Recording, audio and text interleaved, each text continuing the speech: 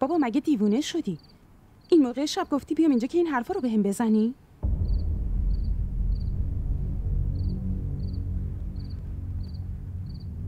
واسه این گفتم بیای چون نمیتونستم به مامان بگم. اگه میخواستم بهش بگم که یه جن منو تسخیر کرده بوده اون وقت مامانم دیوونه میشه. این اگه یه مشکل روانی بود کمکت میکردم، صحبت میکردیم، ولی الان این موضوع جن و پری من چطوری میتونم کمکت کنم عزیزم؟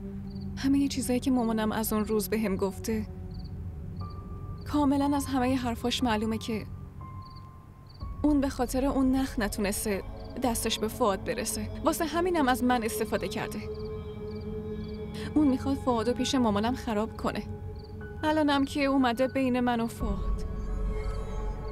ببین اگه این قضیه راست باشه خیلی موضوع خطرناکیه. به تو ممکنه هر نوع آسیبی برسه. باید با مامانت حرف بزنی، یه مدتی هم از این خونه برید. تو باید فؤادو فراموشش کنی. نه سدنا، دیگه نه. اون هر کاری میخواد بکنه، ولی من فؤادو تنهاش نمیذارم هیچ وقت.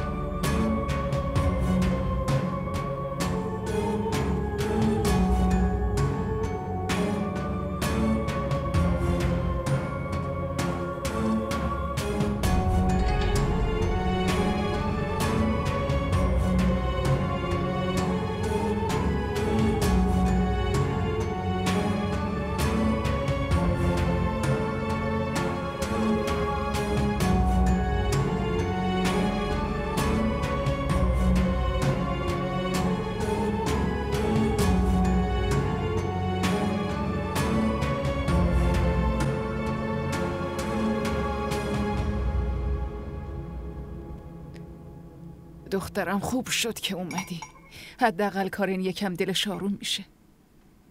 خاله من و مامانم خیلی ناراحتیم. کارن خیلی دل داره که تونسته این اتفاقات رو تحمل کنه. اگه من جاش بودم هیچ وقت تحمل نمی‌کردم. نمیدونم دخترم. تو سرنوشت دختر من چی نوشتن؟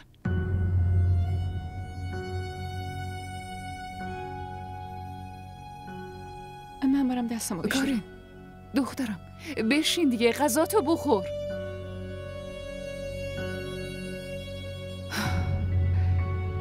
دیدی چی شد؟ این 2 روزه چه حالی برای خودش ساخته. خاله من نمیفهمم شما چرا هیچی به ناصر نمیگی؟ اگه نمیخواست ازدواج کنه چرا این موضوعات رو هنو بندون کش داد؟ زودتر میگفت نمیخوام. بابا دخترم اون پسری نحس معلوم نیست کجاست. از روز هنو بندون دیگه یه سراغی هم نگرفته. کلن غیبش زده. چیزی که نباید میشد شد. دیگه چی بگم؟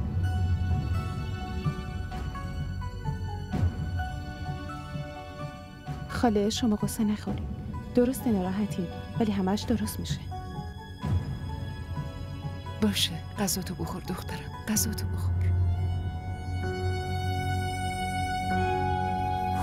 To be